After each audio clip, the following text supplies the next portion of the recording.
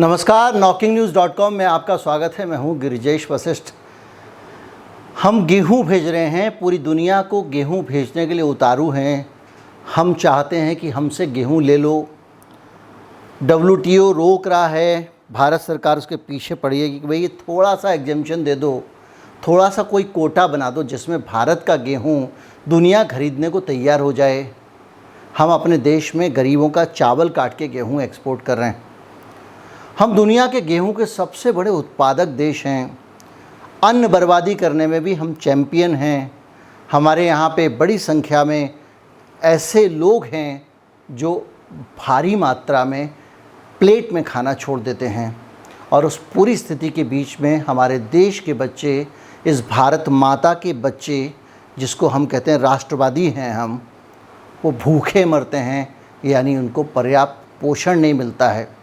इस देश के लोगों को चावल में दवा मिला के देते हो ताकि पोषण की दिक्कत दूर हो जाए। आज मैं भारत के बच्चों की पोषण की स्थिति पे बात करने वाला हूँ। अब गंभीर विषय है। इस विषय में बहुत ज़्यादा दाएं बाएं लोग करते हैं, लेकिन ईमानदारी से सोचा जाए तो इस विषय पे कोई बात करता नहीं है। आप मंदिर पे, मस्जिद पे, बाकी चीज़ों में व्यस्त रहते हैं। देश के बच्चों के बारे में कौन सोचेगा? और मैं इसीलिए एक ईमानदार और ज़िम्मेदार पत्रकार आप लोगों ने निभाया है। मैंने जब भी ऐसे गंभीर विषय पे वीडियो लाया हूँ, आपने समर्थन दिया है, शेयर किया है, लोगों तक पहुँचाया, इन मसलों पे चर्चा की है, इसके लिए मैं आपका आभारी हूँ। आज भी बातचीत करेंगे बच्चों के पोषण के बारे में। कहीं मत जाइए, चैनल को सब्सक्राइब कर लीजिए। अगर आप हमारे चैनल को सपोर्ट करना चाहते हैं तो हमारा UPI ID डिस्क्रिप्शन में है, उसके ज़रिए आप हमको भुगतान कर सकते हैं। और इस वीडियो को ज़्यादा से ज़्यादा लोगों तक शेयर करें, क्योंकि ये वीडियो हो सकता है उतना रोचक ना बन पाए कि लोग आंखें फाड़ कर सुने, लेकिन कड़वा सच है ये भारत का। जिन लोगों को देश से प्यार है उनको इस वीडियो में बहुत कुछ ऐसा लगेगा जिसे सुने बगैर वो रह नहीं सकते। मैं अभी हाजिर हुआ।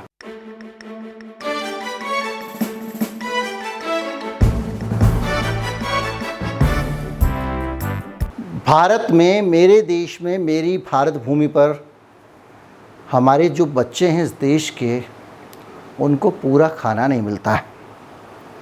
आपको ये बात सुन के लगेगा कि नहीं मिलता है, इतना बड़ा देश है, कुछ गरीब बच्चे होंगे जिनको नहीं मिल पा रहा है, लेकिन ज़्यादातर को तो मिल ही रहा होगा। यही विचार मेरे मन में आया था जब मैं इस वीडियो की तैयारी कर रहा था, लेकिन जब डाटा देखा दिल में धक्का लगा। 89% बच्चों को 89% छोटे बच्चों को पर्याप्त भोजन हमारे देश में नहीं मिलता। जो अमीर लोग हैं उनके बच्चों को भी पर्याप्त भोजन नहीं मिलता है, क्योंकि वो भी देखभाल के ज़रिए बच्चों को भोजन नहीं दे रहे हैं। 2021 में एक RTI डाली गई थी जिसमें ये बताया गया था कि भारत में 33 लाख बच्चे कुपोषित हैं। कुपोषण का मतलब ये है कि आपको एक बैलेंस डाइट ना मिले, या तो विटामिन ना मिले, प्रोटीन ना मिले, आपको वसा ना मिले, हो सकता है पूरा फैट नहीं मिला, कार्बोहाइड्रेट ना मिले, प्रोटीन्स ना मिले, दाल ना मिले, अंडे ना मिले, आपके खाने में कार्बोहाइड्रेट ना हो, कुछ विटामिन्स ना हो, हरी सब्जियां नहीं मिल रही हैं, फल नहीं मिल रहे हैं। मतलब कुल मिला के आपके शरीर को जिन विटामिन, मिनरल्स और दूसरी चीज़ों की आवश्यकता होती है वो आपको पूरी मिलनी चाहिए। और इसमें ये पता चला कि 6 से 23 महीने के 89% बच्चों को पर्याप्त भोजन नहीं मिल पा रहा है। 23 महीना यानी 2 साल से छोटा। 2 साल से छोटे 89% बच्चों को पर्याप्त भोजन नहीं मिल रहा है। और एक है राष्ट्रीय परिवार स्वास्थ्य सर्वेक्षण, नेशनल फैमिली हेल्थ सर्वे, जो अभी हाल में हुआ है। और इस सर्वे में बहुत सारे आंकड़े निकल के आ रहे हैं, उसमें बहुत सारी सोशल कंडीशंस भी निकल के आ रही हैं, और उनसे पता चल रहा है कि हमारे देश की दशा क्या है, उसकी सेहत का हाल क्या है, उसका स्वास्थ्य कैसा है। देखिए, इस देश को हम चलाने वाले हैं, इस देश के लोग चलाने वाले हैं। अगर हम फिट नहीं होंगे तो हम कुछ नहीं कर सकते। आज बॉक्सिंग में हमारे देश की बेटी चैम्पियन बन के आती है, तो इसलिए बन के आती है क्योंकि वो फिट थी। अब बच्चे थके थके से बच्चे होंगे, ना पढ़ाई में मन लगेगा, ना कुछ होगा, तो बड़े होकर वो देश के लिए कुछ कर ही नहीं पाएंगे।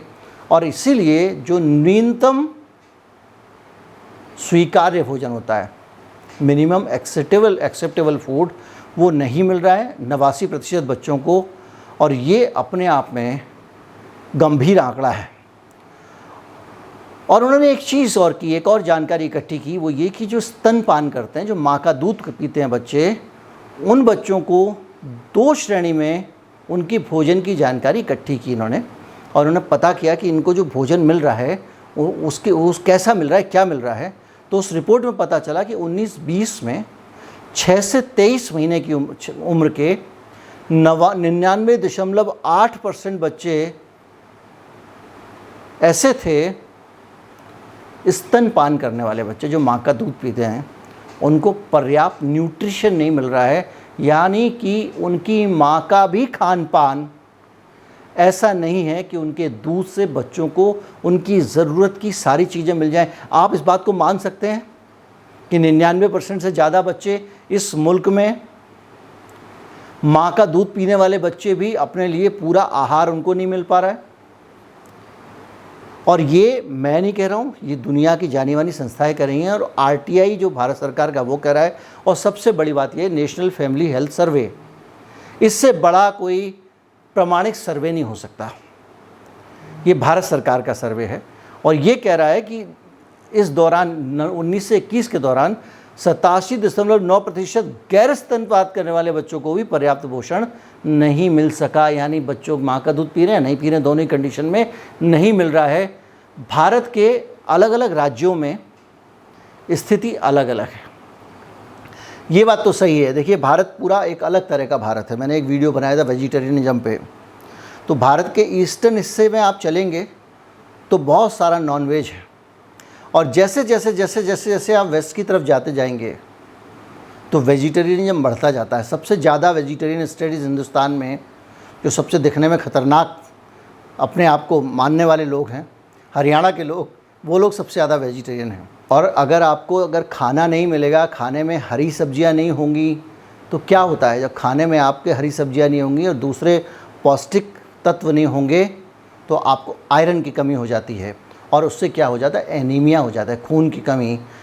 6 से 59 महीनों के 67% बच्चों में, यानी 3 कम 70% से सिर्फ 3% कम बच्चों में एनीमिया मिला है। ये है भारत की स्थिति। 5 साल से कम उम्र के 36% बच्चों को शारीरिक रूप से अपनी उम्र के हिसाब से छोटा पाया गया है। यानी उनके शरीर की ग्रोथ ही नहीं हो रही है। जितना बड़ा उनको उस उम्र में होना चाहिए, उससे छोटे वो बड़े हो रहे हैं। उनका मतलब उतना, उससे कम उनका कद पाया जा रहा है 36% बच्चों का। यानी उनका खाना इतना मिल रहा है उनको कि वो इतना कम खाना मिल रहा है कि वो ठीक से उनकी हाइट और हेल्थ ही नहीं बन पा रही है। ये सोचने वाली बात है। आप ऐसा सोचिए कि अपने आसपास का कोई बच्चा देखिए, हमारे घर के बच्चे को देखिए, उसको उस जगह रख के देखिए। खाना नहीं मिलने के कारण देश का बच्चा बढ़ नहीं पा रहा है, उसकी हाइट नहीं बढ़ रही है, उसका वजन नहीं बढ़ रहा है। हम वो देश हैं जो गेहूं निर्यात करने के लिए उछल रहे हैं। हमारे पास इतना खाना है, आत्मनिर्भर हैं हम खाद्यान्न के मामले में। तो आप समझिए कि दिक्कत कहाँ है। दिक्कत इस देश में व्यवस्था में संसाधनों के बंटवारे को लेकर है। अडानी साहब के पास में इतना लोन है कि अगर उनके पूरे के पूरे लोन की अगर वसूली की जाए तो आधा लोन भी, 40% लोन ही वसूल हो पाएगा। इतना लोन उनको दे दिया है। उनकी जो टोटल संपत्ति है उसका 2.3 समथिंग आपने लोन, मैंने अभी परसों वीडियो बनाया था, आप उनको लोन दे चुके हैं। यानी आज सरकार कहे तब, जब आज उनकी सबसे अच्छी कंडीशन में उनकी कंपनियां हैं। अगर ये कंपनियां कमज़ोर और बीमार पड़ जाएंगी तो पता नहीं क्या होगा। जब वो ठीक ठाक चल रही हैं कंपनियां, तब इन कंपनियों को जब्त कर ले सरकार तो भी 40% पैसा ही लोन का वसूल होगा। इतना पैसा इस देश के संसाधन आप उनको दे रहे हैं। देश की ज़मीनें आप उद्योगपतियों को दे रहे हैं। बाबा रामदेव को असम से लेके यहाँ से वहाँ बहुत सारी ज़मीनें आप दे रहे हैं। उद्योगपतियों के लिए नीति बनाते हैं, कॉरपोरेट टैक्स कम कर दिया आपने 5%। ये सब हो रहा है। और दूसरी तरफ उसी देश में जो खाने के मामले में आत्मनिर्भर है, उस देश के बच्चे अपनी पूरी हाइट प्राप्त नहीं कर पाते हैं, पूरा वज़न प्राप्त नहीं कर पाते हैं, क्योंकि उनके पास खाना नहीं है।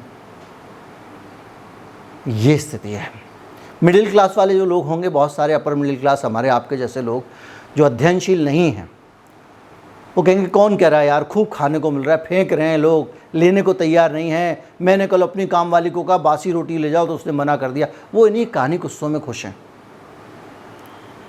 क्योंकि उस गरीब बच्चे तक ना तो इनकी पहुँच है, ना उसकी पहुँच इन तक है। और अगर होती भी तो ये क्या करते, कोई बहुत बड़ी बात नहीं है। लॉकडाउन के दौरान हमने देखा है कि किस तरह से बहुत सारे लोग सेवा भाव से मदद भी कर रहे थे, तो बहुत सारे लोग कुछ नहीं कर रहे थे। और अब आप बताइए कि 19% अगर अपनी लंबाई के हिसाब से छोटे और 32% उम्र के हिसाब से पतले पाए जाएं, तो आप क्या कहेंगे, किसके लिए आप किसको दोष देंगे? हमने इस देश में एक समाजवादी राज्य की कल्पना की थी। संपूर्ण प्रभुत्व संपन्न लोकतांत्रिक समाजवादी गणराज्य हैं हम। हमारे संविधान की प्रस्तावना कहती है, ये कैसा समाजवाद है? हम कहते हैं हमारे यहाँ समानता का अधिकार है संविधान में। ये कौन सा समानता का अधिकार है भैया? एक आदमी का बेटा, शिवराज सिंह ने परसों कहा कि उनका बेटा कहीं इंग्लैंड में पढ़ रहा है। भारत में स्कूल कॉलेज बंद हो रहे हैं, विदेशी यूनिवर्सिटियाँ आने को तैयार नहीं हैं, ढंग के कोई नए इंस्टीट्यूट बन ही नहीं रहे हैं, पुराने इंस्टीट्यूट्स की हालत ख़राब है, सारा सिस्टम गड़बड़ाया हुआ है। आपके यहाँ पे एजुकेशन नहीं है। और एजुकेशन किसको मिल रही है? जो विदेशों में पढ़ा सकता है, या जो ज़्यादा पैसे दे के हिंदुस्तान की कुछ महंगी वाली यूनिवर्सिटीज़ में पढ़ा सकता है। यानी शिक्षा दो तरह की हो गई। पहले तो ऐसा नहीं था, पहले सब सरकारी स्कूल और सरकारी कॉलेज में पढ़ते थे। अब क्या हुआ? पिछले 30 साल में शिक्षा दो तरह की हो गई। एक शिक्षा अमीरों के लिए, एक गरीबों के लिए। यानी अमीर हमेशा बेहतर शिक्षा पाएगा, गरीब पूरी ज़िंदगी में कभी तरक्की नहीं कर पाएगा। ऐसा देश बना दिया गया है। और जब ये देश आप बनाते हैं तो आपको दिखाई देता है कि बच्चों का ना तो साइज़ पूरा बढ़ रहा है, ना उनका वज़न पूरा बढ़ रहा है, ना उनको खाने को मिल रहा है। मेरा भारत महान। 1 लाख करोड़ रुपए का अनाज चूहे खा जाते हैं, बारिश में सड़ जाता है, पोर्ट पे खड़ा हुआ परेशान हो जाता है, पानी डूब जाता है, बच्चों को नहीं मिलता। कोई भी एनजीओ, अगर अब तो बच्चों के लिए काम करने वाली जो एनजीओ थी, वो ज़्यादातर एनजीओ बंद कर दिए हैं। जो बच्चों को, गरीब बच्चों को पढ़ाती थी, गरीब बच्चों को खाना देती थी, हमारी सरकार ने अभी हाल ही में उन सब के ऊपर ऐसी कठिन शर्तें लगा दी हैं कि वो सब बंद हो गई हैं। ये दशा और ये दिशा इस देश की है। इतना ही नहीं है, ज्ञान और बुद्धि का विकास जो है ना, उस पर भी ब्रेक लग गया है। जो आपने लॉकडाउन की एक चीनी स्टाइल की रणनीति अपनाई थी इस देश में कोरोना के दौरान, जो कोरोना प्रबंधन का आपका तरीका था, उसका नतीजा ये हुआ है कि हमारे अपने भारत में, साउथ एशिया में बच्चों को सीखने के लिए जो अवसर मिले हुए थे, उसमें असमानताएं आ गई, चिंताजनक। ये कौन कह रहा है? यूनिसेफ कह रहा है। अब चिंताजनक असमानताएं कैसे आ गई? आप कमाते हैं, एक टूटा फूटा लैपटॉप खरीद सकते हैं, आपके पास इंटरनेट का कनेक्शन है, तो आपका बच्चा ऑनलाइन क्लासेस कर लेगा। और वो ऐसे स्कूल में पढ़ता है जो ऑनलाइन क्लासेस करा सके। शासकीय प्राथमिक विद्यालय जनकगंज लश्कर ग्वालियर का बच्चा कैसे ऑनलाइन क्लासेस करेगा? उसके पास ना तो इंटरनेट है, ना उसके पास कोई दूसरा संसाधन है, तो वो शिक्षा में पिछड़ गया। असमानता आ गई है। असमानता बहुत बड़ी समस्या है और ये यूनिसेफ कह रहा है, मैं नहीं कह रहा हूँ, ये मेरे विचार नहीं है। 24 साल तक के लोगों को लेकर 2021 में एक रिपोर्ट उसने जारी की और इस रिपोर्ट ने ये बताया, ये दावा किया यूनिसेफ ने कि भारत में 15 से 24 साल के बच्चों में 7 में से 1 बच्चा अक्सर उदास रहता है, डिप्रेशन में रहता है। उदासी का सबब इस प्रोग्राम के बीच में मैं आपको बता चुका हूँ कि बच्चा उदास क्यों है, बच्चा अपराधी क्यों है, वो आपका पर्स क्यों छीनता है, वो रात को 8 अपने जैसे दूसरे बच्चों को लेकर इकट्ठा करके आपके घर में घुस के आपको मारने की कोशिश क्यों करता है? इसलिए करता है क्योंकि असमानता बढ़ रही है। आप जिस कोठी या बंगले में रहते हैं, जो 2.5 या 3 करोड़ रुपए का आपका बंगला है, उसके बगल में एक झुग्गी बस्ती है और उसमें रहने वाला एक बच्चा उस बंगले को देख के खुश होता है, उसको लगता है बहुत अच्छा बंगला है। लेकिन जैसे जैसे वो बड़ा होता है उसको ये पता लगता है कि मैं पूरी कोशिश करके भी ऐसा बंगला हासिल नहीं कर सकता हूँ। इसका बेटा सुपर बाइक पे घूमता है, मैं एक नॉर्मल बाइक भी पूरी कोशिश करके भी शायद ही खरीद पाऊँ। नौकरी मांगने जाता है तो 10,000 15,000 से ज़्यादा का काम नहीं मिलता है। तो ऐसी स्थिति में जो विषमता, ये मैं नहीं कह रहा हूँ, ये मेरे विचार नहीं हैं, ये इस देश का जो एडमिनिस्ट्रेटिव सिस्टम है वो ये मानता है, अपराध बढ़ते हैं, विषमताओं से अपराध बढ़ते हैं। और दुर्भाग्य से इस देश में विषमता लगातार बढ़ी है, गरीब अमीर के बीच का अंतर बहुत बड़ा है। इस पर स्पेसिफिक एपिसोड में बना चुका हूँ। अब भी जाग जाइए, समझ लीजिए कि इस देश की व्यवस्था को रिविज़िट करने की ज़रूरत है, इस पर दोबारा विचार करने की ज़रूरत है। क्योंकि अगर आपने अब कुछ नहीं किया तो भविष्य में अवसर मिलने वाले नहीं हैं। क्योंकि अब धीरे धीरे देश की जब आर्थिक स्थिति बिगड़ेगी, गरीब और गरीब होंगे और बड़ी संख्या में नए गरीब पैदा होंगे। कोरोना के दौरान भी बहुत सारे नए गरीब इस देश में पैदा हुए हैं, और जब गरीबों की संख्या बढ़ेगी, गरीब और गरीब होगा। महंगाई के कारण आदमी अपनी पूरी दिन भर की मेहनत के बाद जो पैसे कमा रहा है उससे दिन भर की ज़रूरत का राशन नहीं खरीद पा रहा है, तो अपराध बढ़ेंगे। अगर भीख मांगने के लिए सड़क पे आदमी जा रहा है बेरोज़गारी के कारण, नौकरी ना मिलने के कारण, तो वो चाकू लेकर अंधेरे में खड़ा भी हो सकता है। ये मैं नहीं कह रहा हूँ, ये समाजशास्त्र कहता है, अपराध शास्त्र कहता है।